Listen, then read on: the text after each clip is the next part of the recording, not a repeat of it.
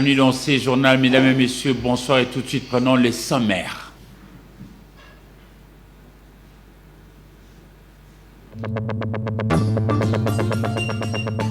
De 2022, les travaux de la construction du port en eau profonde à Banane vont être lancés dans l'optique de désenclaver les territoires nationaux et le ministre des Transports, Voies de Communication, Chérubin Okende s'active pour obtenir un soutien pluriel afin d'en arriver à la concrétisation de ce projet salutaire.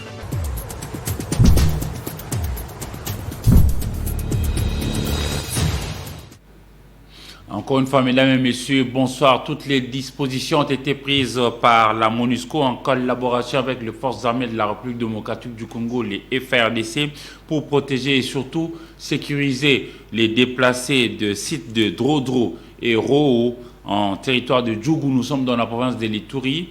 Par rapport aux groupes armés, c'est l'assurance donnée par le commandant en chef de force de la MONUSCO en République démocratique du Congo lors de la cérémonie de remise de médailles samedi 18 décembre 2021 à plus de 900 casques bleus marocains et bangladais pour leur effort dans le maintien de la paix dans cette partie de la République démocratique du Congo. Sécuriser et protéger les populations en général et en particulier les déplacés du site d'Euro, victimes de plusieurs attaques de miliciens de la Codeco. C'est l'une des missions de la MONUSCO inscrite dans son mandat. Engagement réitéré par Marcus Alfonso da Costa, commandant en chef des forces de cette mission onusienne en République démocratique du Congo, lors de la cérémonie de remise de médailles de mérite à plus de 900 casques bleus du contingent bangladais et marocain. Témoin de l'événement, le gouverneur militaire de l'Ituri, le lieutenant-général Nous avons renforcé notre déploiement à la zone de Drodro et Roe. C'est une zone que vous savez, il y avait des attaques de Codeco contre des personnels de la zone. Ils ont déplacé vers Roe et nous sommes là. Maintenant, je vais prendre l'hélicoptère aujourd'hui pour ir là-bas, pour vérifier moi-même qu'est-ce qu'on peut faire en plus pour sécuriser la zone et éviter ces nouveaux attaques de Codeco. Nous sommes vraiment en train de les traquer pour les encercler s'il y a la condition avec la FARDC et pour les arrêter et vraiment qu'il y a une porte ouverte que c'est le DDR pour eux, pour qu'ils se rendent à la DDR, qui fait sa démobilisation et évite d'être neutralisés par la FARDC ou par la MONUSCO ou par les deux en conjoint. Pour rappel, c'est depuis le mois d'octobre de l'année 2020 que ces soldats de la paix ont été déployés en Ituri. Certains d'entre eux ont versé de leur sang pour la pacification de cette partie du pays. Pour joindre l'utile à l'agréable, une séance de démonstration suivie des défilés ont clôturé cette cérémonie riche en couleurs.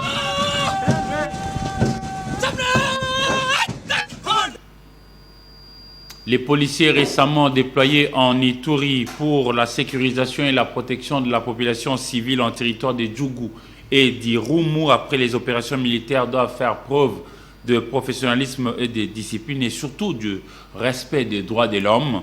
L'appel lancé par le gouverneur militaire, le lieutenant-général Luboya Kanchama Johnny, à l'occasion de la clôture de formation de renforcement de capacités opérationnelles pour le retour de la paix véritable dans ces coins de la République démocratique du Congo. Le commandant suprême de FARDC et de la PNC, plus que déterminé à pacifier la province de l'Ituri face à la persistance de groupes armés dans cette région pour renforcer leurs capacités opérationnelles et professionnelles avant leur déploiement sur le terrain. Plus de 2 escadrons de la police récemment envoyés en Ituri ont bénéficié d'une formation de 3 semaines sur des notions liées au droit international humanitaire, aux droits de l'homme et à l'éthique et déontologie de la PNC. Une formation assurée par les instructeurs de la PNC, FARDC, ainsi que de la MONUSCO, avec l'appui du gouvernement provincial de l'Ituri. Occasion pour le commissaire provincial de la PNC en Ituri, le commissaire divisionnaire adjoint Seguin Sengelo Kiyu, de définir les missions de ces éléments de l'ordre. Avec comme objectif renforcer la capacité professionnelle de ce contingent avant son déploiement dans les territoires de Djougou et Irumu.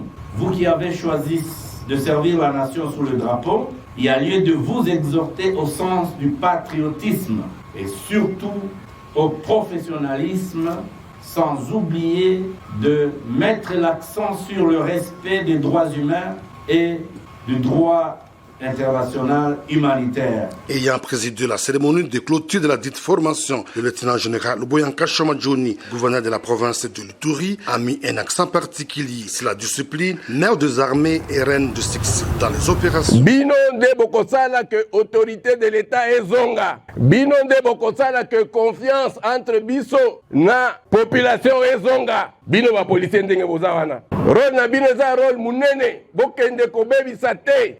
Bosali yango na discipline.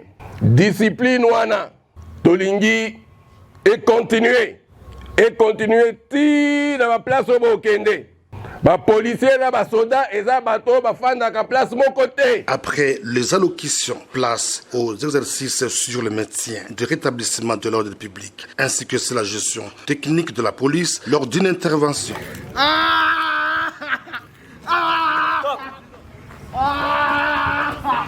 Le défilé de troupes a clôturé cette cérémonie grandiose qui marque un tournant décisif dans la sécurisation et la protection des populations.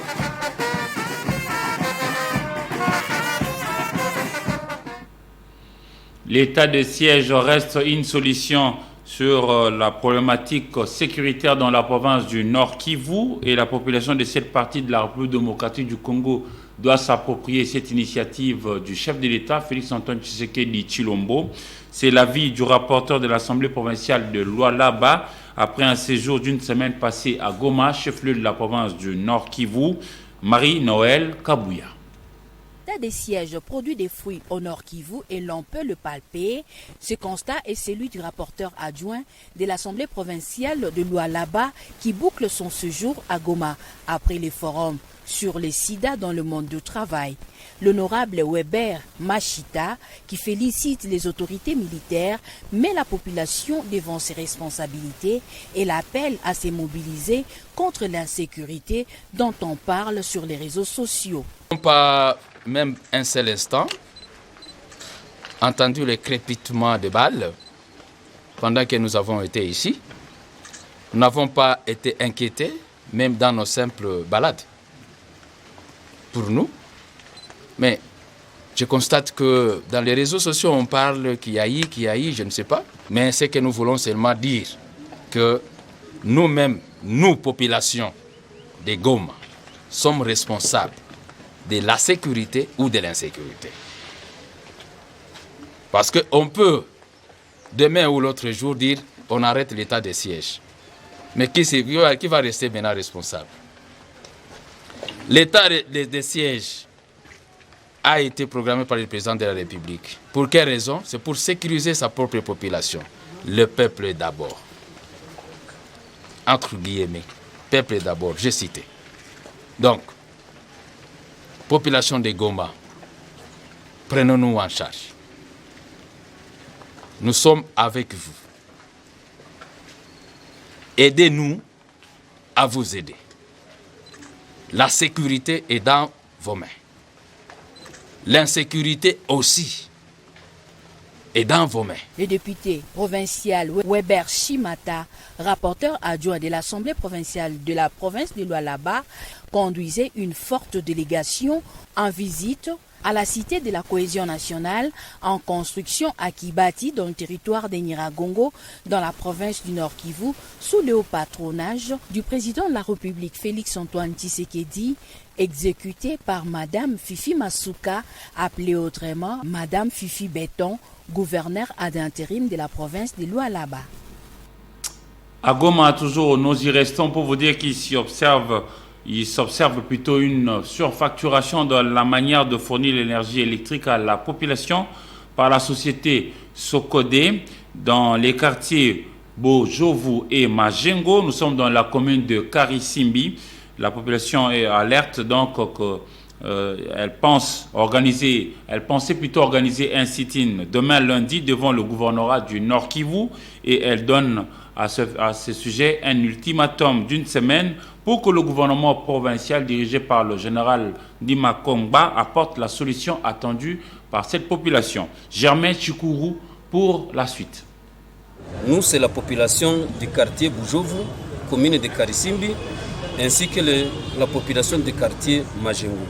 Nous sommes venus soumettre nos doléances au maire de la ville à propos de l'insécurité qui bat son record dans le quartier Bujovu, spécialement dans nos avenues Buhimba, Bunyerezo et autres. Qu'est-ce qui nous a amené? C'est à cause du manque du courant. Vous savez que le slogan du président de la République, son Excellence Antoine Félix Tshisekedi, pour cette année, il a dit qu'il faut que les sociales changent. Il mise sur les sociales, l'eau, l'électricité et autres. Mais aussi, toutes ces actions doivent être sociales. Et c'est dans ce contexte que nous sommes venus revendiquer l'électricité. Et surtout, nous avons pointé du doigt l'entreprise Socodé qui est très chère. Vous savez que pour le courant, Socodé, le triphasé, la facture s'élève à $390. Et puis, vous ajoutez la taxe du compteur chaque mois de $11. Alors, avec la population de nos entités démunies, on n'a pas pu accéder à ces courants, pendant que le voisin, Virunga SARL, Virunga Énergie, son prix est de $80 pour les uns, et au-delà, si c'est cher, c'est ça $43, y compris toutes les taxes de l'État. Alors nous avons vu que nous sommes victimes des patrouilles chaque fois. La population s'organise en patrouille chaque nuit. Nous ne dormons pas avec des sirènes, des tambours chaque nuit à cause du manque de l'éclairage. Et il faut ajouter aussi que le courant Virunga SARL, partout où passe Virunga Énergie, il émet aussi des éclairages publics, ce qui facilite les agents de sécurité, les patrouilleurs, d'attraper les voleurs. Et les voleurs ont peur de la lumière. C'est dans ce contexte-là que nous sommes venus pour demander au maire de nous autoriser que nous fassions un sit-in au niveau du gouvernorat le lundi, mais avec des expériences riches du maire de la ville et des exposés qui sont riches. Il nous promet que la situation sera décantée et nous rentrons à la maison en suspendant la grève et la marche pacifique proposée pour ce lundi et le sit-in, en attendant une concertation de deux partis, Socodé et la population. Et le maire de la ville nous rassure qu'une issue favorable sera trouvée dans nos revendications. Goma, encore une fois, le commandant de la 34e région militaire et le commissaire divisionnaire adjoint de la police nationale congolaise rassurent qu'il y aura une bonne sécurité au profit de la population par rapport à cette période de fin de l'année.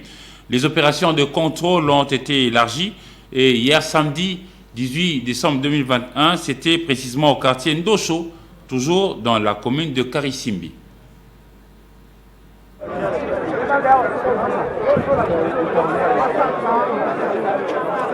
Situé dans la partie ouest de Goma, le quartier Ndosho a été la cible ce samedi de la police dirigée par le colonel Van Kassongo, appuyé par l'armée dans une opération de bouclage, après que cette entité soit la plus endeuillée cette semaine par des hommes armés. Ici, le bilan de cette opération réjouit le commandant de la 34e région militaire, le général Chikobo Gislin, qui félicite les éléments des forces de défense et de sécurité. Maintenant, là, il y a une semaine, dans cette semaine, depuis le lundi, nous commençons à assister à la résurgence de cette insécurité. Et nous nous sommes mis au travail. Nous avons commencé, vous avez vu vous-même, et nous allons continuer. J'espère que nous allons maintenir le cap que nous avons mené pendant les 6 mois et aussi améliorer si besoin il y a. De façon que, quand nous arriverons au mois de janvier, nous pouvons quand même faire un ouf de soulagement pour avoir servi nos populations de la manière qu'il faut. La fête, ce sont des dates commises dans le calendrier comme les autres dates. Mais ces dates-là ont une particularité, c'est que les gens veulent exprimer leur joie en se donnant un mode de vie un peu contraire à l'habituel. Mais tout simplement, ce que je veux conseiller à la population, de nous prêter main forte. Les bandits, ce sont nos enfants, ce sont nos oncles et nos cousins avec lesquels nous vivons. Il est important que la population sache que nous sommes là. Des armes et des présumés criminels, dont des Rwandais interpellés, les autorités de base et la population du Koué s'en félicitent. Bon, nous sommes très contents parce que ça faisait longtemps. Moi, je suis ici à Ndosho il y a une affaire de 8 ans. Mais c'est la première fois qu'on fait le bouclage ici dans notre quartier. Nous sommes tellement contents de ça parce que ça peut soit diminuer le problème de l'insécurité. Donc, parmi les recommandations qu'on a formulées, aussi de bouclage, était parmi les pistes qui pouvaient réduire l'insécurité dans les quartiers Ndosho. Et voilà, il n'y a pas plus de 3 mois, ça s'était fait au niveau des Roissama et aujourd'hui ici. C'est donc que nos recommandations sont en train d'être répondues. Je pense qu'avec ces systèmes, on a l'espoir que l'insécurité va baisser.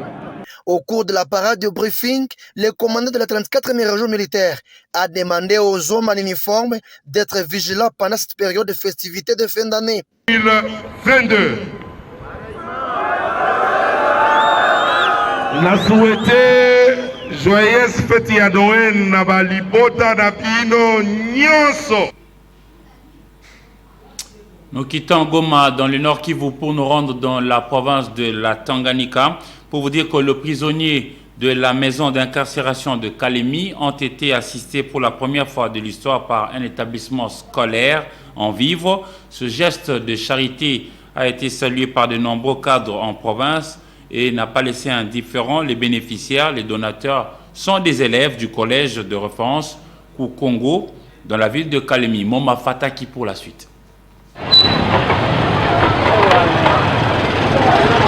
Les valeurs positives enferment davantage l'éducation civique et morale dispensée à ces écoliers. Les collèges de référence Bukongo s'est acquitté de l'un de ses devoirs civiques en assistant le détenu de la prison centrale de Kalemi, traversant tout le long du boulevard Lumumba, en atterrissage à l'établissement pénitentiaire, accueilli d'une manière pompeuse par la directrice de la prison centrale de Kalemi. D'abord, le directeur du collège de référence Bukongo démasque les motivations. Nous avons initié cette activité compte tenu tout d'abord pour un peu faire la visite avec nos enfants ou les cadres éducatifs. Vous savez que nous avons inscrit les enfants venant des points différents. Vous ne savez pas le comportement de ces enfants. C'est pour cette raison que nous avons pris cette initiative et on l'a fait. En portant dans leur gibecière plusieurs vivres pour assister ces incarcérés, le message lancé est celui de demeurer un citoyen modèle envers sa patrie, s'écrit les coordonnateurs de référence Bukongo. Ici, il n'y a pas seulement ceux qui commettent les erreurs, il y a aussi les innocents mais incarcérés. Bon, il n'est pas dit que nous qui sommes à l'extérieur, nous sommes plus meilleurs qu'eux. Alors, cette action-là nous a touchés et pour éduquer un peu nos enfants, de savoir partager avec ceux qui souffrent. Réaliser comme prévu l'issue de cette action posée et applique une leçon à ces écoliers. On est venu visiter les prisonniers. J'ai qu'un message à donner à tout le monde qu'il faut cesser alors de se battre, cesser de s'injurier, cesser de se tuer.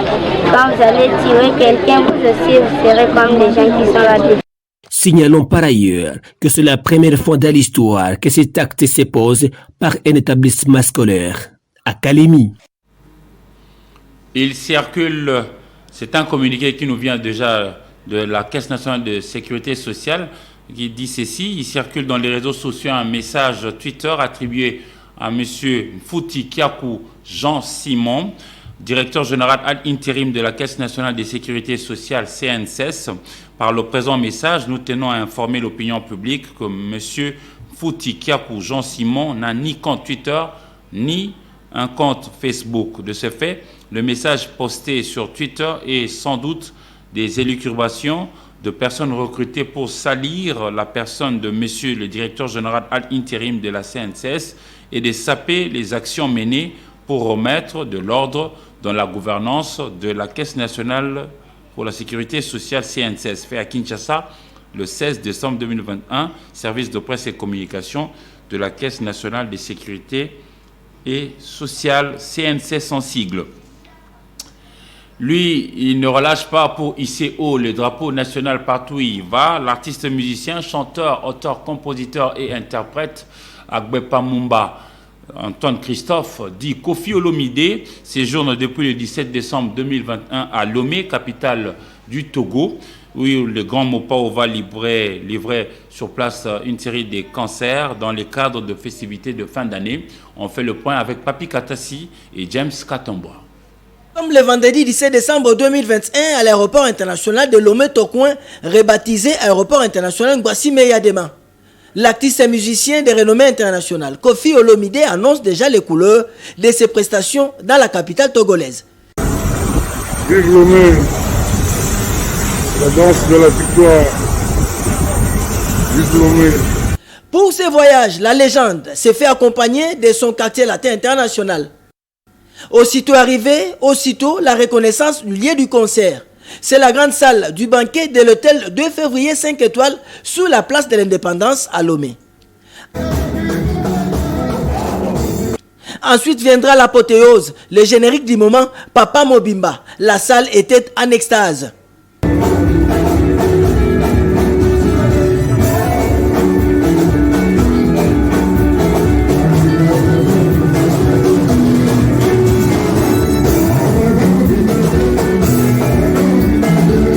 Considéré comme une légende de la musique congolaise et africaine, avec une carrière couvrant près de 5 décennies, Koffi Olomide est le premier artiste noir africain à jouer et remplir la mythique salle de Bercy et l'un des 12 artistes et musiciens africains, le seul Congolais à avoir été cité dans les 1000 albums que vous devez écouter avant de mourir. Bien avant l'étape de Lomé au Togo, il faut dire que Koffi Olomide a été au Rwanda, via Bukavu et Goma en République démocratique du Congo et certainement qu'il reviendra sur Kinshasa pour poursuivre avec une autre série de concerts sur place, toujours dans le cadre de festivités de fin d'année. En sport, après son enregistrement en 2005, la Fédération de karaté traditionnel de la République démocratique du Congo vient d'obtenir l'agrément du gouvernement central dirigé par Samalou Konde Kyenge. La cérémonie de reprise du document a eu lieu vendredi 17 décembre 2021 au cabinet du secrétaire général au sport, Barthélémy Okito, Papi Katassi, James Katomboa. Moment unique pour la Fédération des karaté traditionnels de la RDC et de son initiateur, le sensei Étienne Eradi. L'émotion était à son comble. 16 ans après, des moments de dur labeur et de complications, cette fédération vient de se voir octroyer un sésame. De plus, une reconnaissance de la part de l'État congolais. Le vendredi 17 décembre, le secrétaire général au sport, Barthélémy Okito, a remis officiellement la lettre d'agrément dûment signée par le ministre des Sports et Loisirs, Serge Nchembon Kondé. L'occasion pour le secrétaire général au sport de reconnaître le travail abattu par les sensei Eradi et l'ensemble de sa fédération. Dans les arts martiaux, il faut du sérieux. Il faut la qualité. La qualité. Vous venez de dire que on les connaît prendre de Belges ou de Français ou je ne sais pas qui. Il y a des Congolais qui sont capables. On va utiliser ces Congolais. Je remercie la Fédération de karaté traditionnel. J'ai reçu un kimono. Et puis j'ai reçu une promesse d'organisation d'un championnat du Congo et d'un championnat d'Afrique. Je remercie Madame Masuka Fifi, la battante, Madame Forte, pour avoir accepté de soutenir le championnat du Congo, karaté traditionnel. Très ému et heureux, Sensei Étienne Eradi, président de la Fédération des karatés traditionnels en RDC, a remercié les autorités et plusieurs autres personnalités pour ces signes de reconnaissance d'efforts fournis. Donc, nous sommes très heureux au monde parce que le travail a finalement payé. Nous sommes aujourd'hui reconnus comme une fédération à part et entière en République démocratique du Congo. Donc la seule entité qui gère les karatés traditionnels en République démocratique du Congo. Ça veut dire quoi? Ça veut dire les karatés JKA, les karatés ITKF, SKIF, tous les karatés ou tous les styles de karaté qui fonctionnent dans les termes de Ippon Shobu. Parce qu'un sport ou bien un art martial est déterminé par le règlement. Alors, actuellement, en République démocratique du Congo, quand on parle du karaté, il y a maintenant 2 fédérations congolaises qui existaient déjà, parce que notre fédération existe, comme le CG l'a dit, existe depuis 2005. Mais nous venons maintenant d'avoir l'agrément du ministère des Sports qui a été signé le 8 décembre, où nous sommes reconnus officiellement comme l'entité qui gère les karatés traditionnels sur toutes ses formes. À titre de rappel, la Fédération des karatés traditionnels de la RDC, initiative personnelle de Sensei Etienne Eradi, a bénéficié dès sa création du soutien de plusieurs personnalités qui l'ont appuyé à asseoir cette discipline à travers la RDC. À ce jour, la Fédération compte plusieurs ligues à travers les provinces et dispose d'un calendrier full pour l'an 2022. 20 cadres de la Fédération d'athlétisme du Congo sont à l'école du savoir depuis hier samedi au stade de Martyrs de la Pentecôte, ici à Kinshasa. Ils sont formés sur les nouvelles techniques de la discipline mère. Cette session de formation est animée par la Sénégalaise Fatou Sissoko. La cérémonie d'ouverture avec Ndaï Lambouchi. Jour, soit du 18 au 22 décembre 2021, plus de 20 cadres de la Fédération d'athlétisme du Congo suivront un séminaire du système de formation des niveaux 1 et certification des officiels techniques. Ce stage est animé par l'experte internationale sénégalaise Fatou Sissoko. Les officiels que nous allons former, ils seront là pour juger au niveau des prochains Jeux de la francophonie qui vont avoir lieu ici à Kinshasa.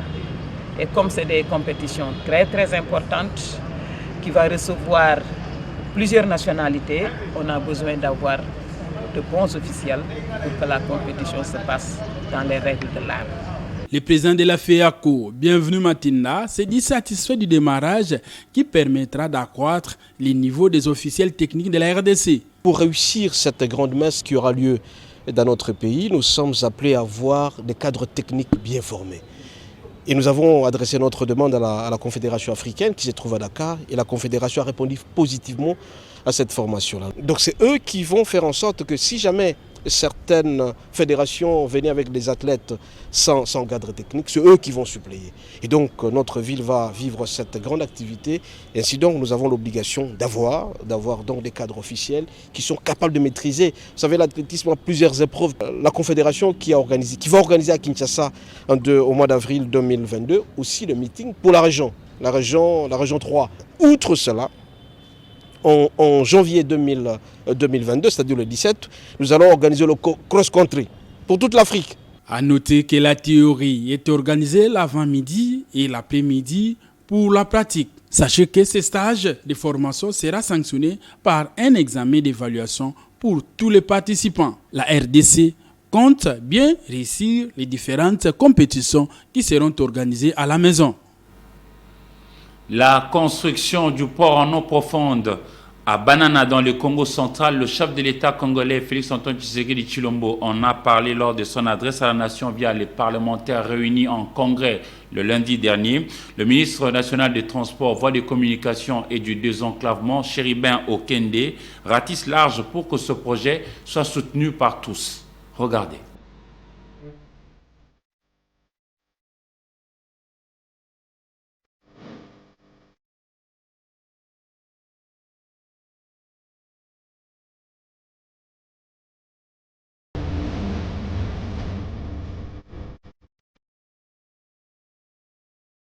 Lors du traditionnel discours sur l'état de la nation tenu le lundi 13 décembre 2021 devant les deux chambres du Parlement réunies en congrès, le président de la République Félix-Antoine Tshisekedi Tshilombo a mentionné l'importance du secteur des transports dont le ministre Chérubin Okende a la grande responsabilité, notamment dans le pilotage des grands projets à impact visible.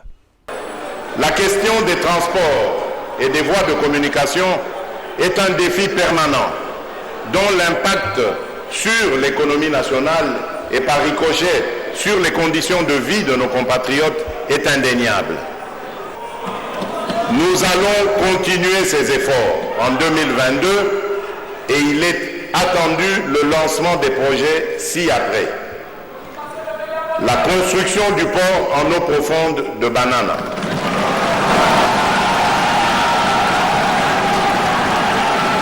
Chérubin Okende a visiblement bien compris la mesure de la situation.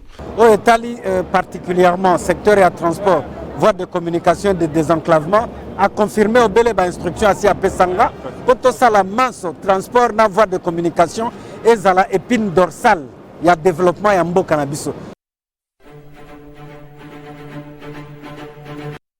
Quelques heures avant le congrès, le ministre des Transports a signé, sous l'œil vigilant du président de la République à la Cité de l'Union africaine, la convention des collaborations entre la RDC et la société émiratie DP World pour la construction du port en eau profonde des Bananas. Les travaux vont être lancés au premier trimestre 2022. En suivant les orientations de votre haute autorité, nous sommes en train de nous appeler à mettre tout en œuvre pour le désenclavement de notre pays et l'impulsion de notre économie. La province qui aura l'honneur d'avoir sur son sol le port en eau profonde soutient totalement le chef de l'État qui impulse la réalisation de ces projets pharaoniques. Le caucus des élus et les notables du Congo central l'ont dit au ministre des Transports, Voies des Communications et des Désenclavements qui les a reçus pendant plus de 3 heures en leur expliquant les contours du projet. J'ai besoin de votre accompagnement. Je vous dis, si cela s'accomplit, ça sera salutaire pour notre peuple, pour notre pays.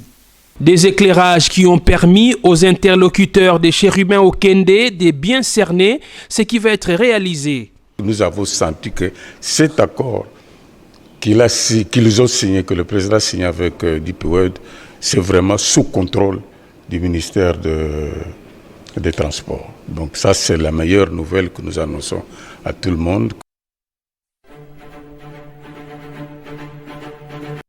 La construction du port en eau profonde des Bananas, il en a été également question lors de l'audience que Chérubin Okende a accordée à Jean Bamanissa, opérateur économique et un des initiateurs de l'Expo Béton.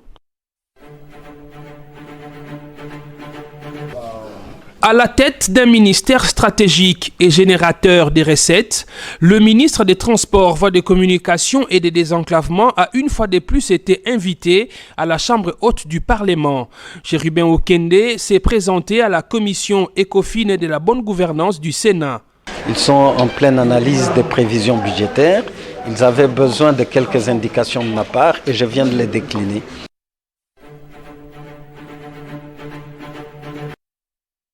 Le processus de création de la nouvelle compagnie nationale Air Congo avance à pas de géant.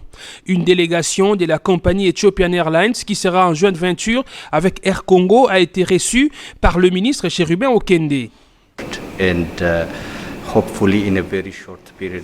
sommes fin prêts afin de pouvoir réussir le projet que nous nous sommes donné ensemble il y a de cela quelques mois. Whatever we are thinking can be a reality. Le vendredi, le ministre des Transports, Voies de Communication et des Désenclavements a, comme à l'accoutumée, participé à la 33e réunion du Conseil des ministres, conseil présidé par le chef du gouvernement, Jean-Michel Samalukonde Kyenge.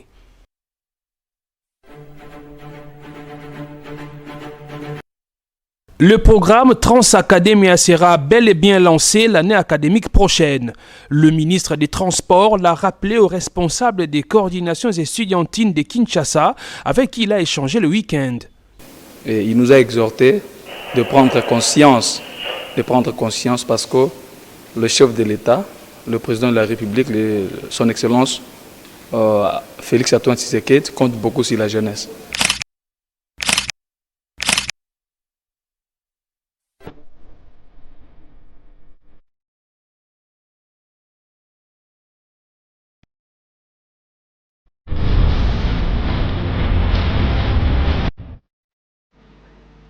Mesdames et messieurs, c'est pratiquement la fin de ce journal, mais avant de nous séparer complètement, je vous propose justement le sujet phare.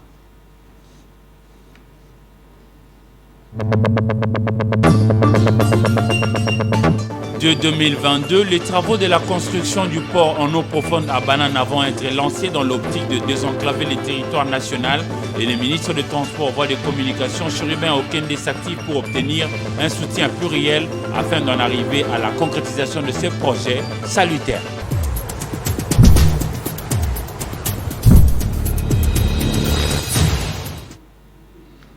Ce journal est complètement terminé. Si vous avez aimé, dites merci à Ndei Lambouchi qui en a été chef d'édition sous la coordination de James Katamba. Mesdames et messieurs, encore une fois, bonne semaine dans vos familles et au revoir.